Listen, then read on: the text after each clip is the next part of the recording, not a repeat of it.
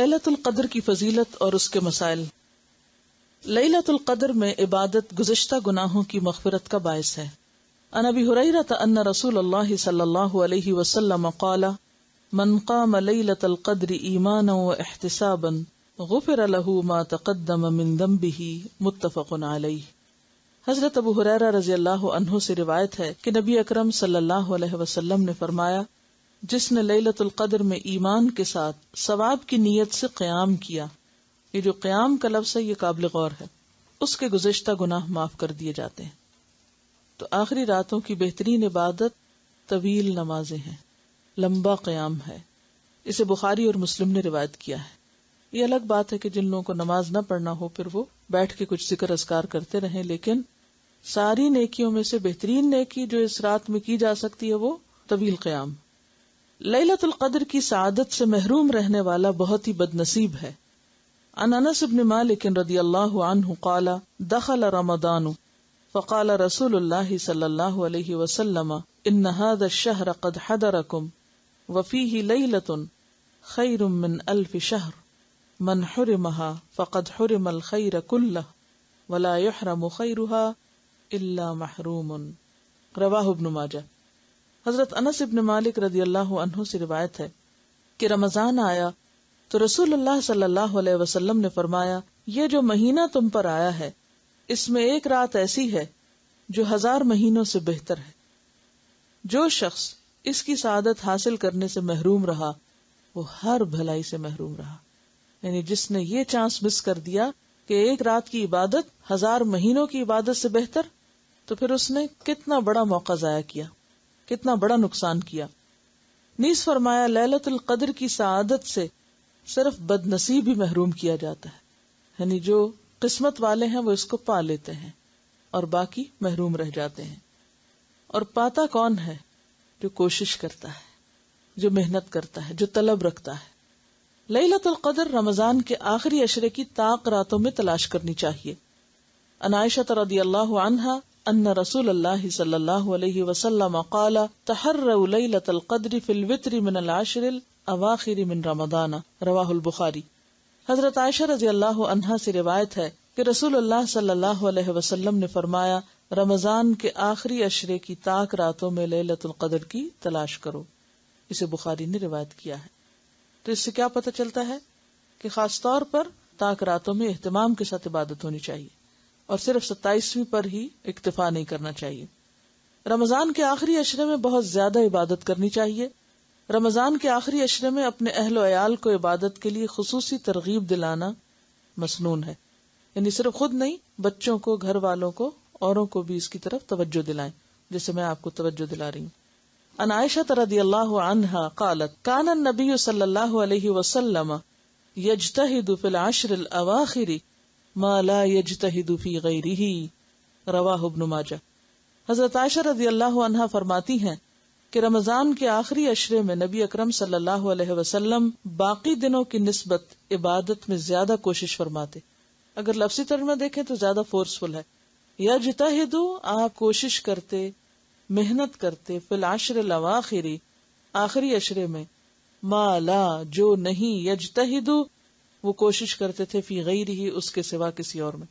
یعنی پورے سال کی عبادت ایک طرف اور اس آخری عشرے کی عبادت ایک طرف، یعنی اتنی زیادہ آپ کی توجہ اس عشرے میں عبادت کی طرف ہوتی تھی۔ عن عائشہ رضی اللہ عنہا قالت کان رسول اللہ صلی اللہ علیہ وسلم اذا دخل العشر شد مئزرہ واحیا لیلہ وایقظ اہلہ، متفق علیہ۔ حضرت عائشہ رضی اللہ عنہا فرماتی ہیں جب رمضان کے آخری 10 دن شروع ہوتے تو رسول اللہ صلی اللہ علیہ وسلم عبادت کے لیے کمر بستہ ہو جاتے، کمر باندھ لیتے، جیسے ہم کہتے ہیں نا کمر کس لو، راتوں کو جاگتے اور اپنے اہل و عیال کو بھی جگاتے، یعنی گھر والوں کو بھی ساتھ شریک کرتے۔ اسے بخاری اور مسلم نے روایت کیا ہے۔ آخری عشرے کی تمام راتوں میں جاگنے کی فرصت نہ پانے والوں کے لیے لیلۃ القدر کا بھرپور ثواب حاصل کرنے کے لیے 2 اہم احادیث، یعنی اگر کسی میں اتنی ہمت نہ ہو یا ایسی مصروفیت اور مجبوری ہو کہ پورا آخری عشرہ اعتکاف نہیں کر سکتے یا خاص عبادت نہیں کر سکتے، تو پھر وہ کیا کریں۔ عن ابی ذر رضی اللہ عنہ قال قال رسول اللہ صلی اللہ علیہ وسلم انہ من قام مع الامام حتی ینصرف کتب له قیام لیلۃ رواہ الترمذی۔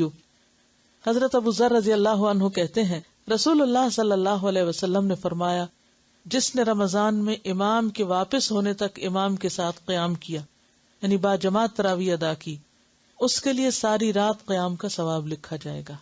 اسے ترمذی نے روایت کیا ہے۔ عن عثمان بن عفان رضی اللہ عنہ قال سمعت رسول اللہ صلی اللہ علیہ وسلم یقول من صلی العشاء فی جماعت فکأنما قام نصف اللیل ومن صلی الصبح فی جماعت فکأنما صلی اللیل کلہ، رواہ مسلم۔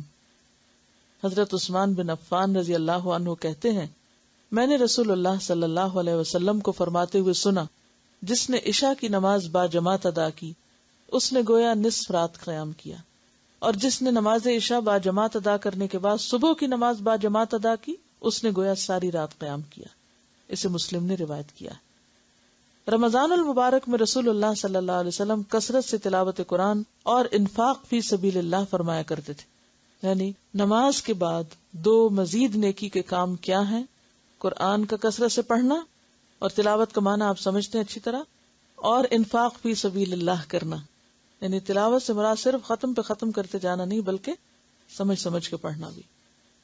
عن ابن عباس رضی اللہ عنہما قال کان النبی صلی اللہ علیہ وسلم اجود الناس بالخیر وکان اجود ما یکون فی رمضان حین یلقاہ جبریل وکان جبریل علیہ السلام یلقاہ کل لیلۃ فی رمضان حتی ینسلخ یعرض علیہ النبی صلی اللہ علیہ وسلم القرآن فإذا لقيه جبريل عليه السلام كان أجود بالخير من الريح المرسلة متفق عليه۔ حضرت عبداللہ بن عباس رضی اللہ عنہما فرماتے ہیں رسول اللہ صلی اللہ علیہ وسلم لوگوں کے ساتھ بھلائی کرنے میں بہت سخی تھے، لیکن رمضان میں جب حضرت جبریل علیہ السلام آپ سے ملتے تو آپ اور بھی زیادہ سخی ہو جاتے، یعنی عام دنوں کی نسبت زیادہ سخاوت ہوتی تھی آپ کی۔ رمضان میں حضرت جبریل ہر رات آپ سے ملا کرتے، اور نبی اکرم صلی اللہ علیہ وسلم رمضان گزرنے تک انہیں قرآن مجید سناتے۔ اس سے کیا پتہ چلتا ہے؟ سیکھنے سکھانے کا عمل بند نہیں کر دینا چاہیے۔ ایک پورے سپارے کا ترجمہ بیٹھ کے آپ دہرا لیں، کسی کو سنا دیں، کچھ کر لیں، اس سے کیا ہوگا؟ سبق بھی پکا ہو جائے گا اور یہ سنت بھی پوری ہو جائے گی کہ آپ صلی اللہ علیہ وسلم ہر رات جبریل سے ملاقات کرتے اور رمضان گزرنے تک انہیں قرآن مجید سناتے تھے، کیونکہ پڑھنا پڑھانا جو ہے افضل ترین عبادت ہے، یہ کبھی نہ بھولے آپ کو۔ جب جبریل علیہ السلام آپ سے ملتے تو آپ کی سخاوت تیز ہواؤں سے بھی زیادہ بڑھ جاتی۔ تیز آندھی جب چلتی ہے تو ہر چیز اس کی زد میں آ جاتی ہے، تو اسی طرح آپ کی سخاوت ایسی ہوتی کہ جس سے سارے فائدہ اٹھاتے۔ اسے بخاری اور مسلم نے روایت کیا ہے۔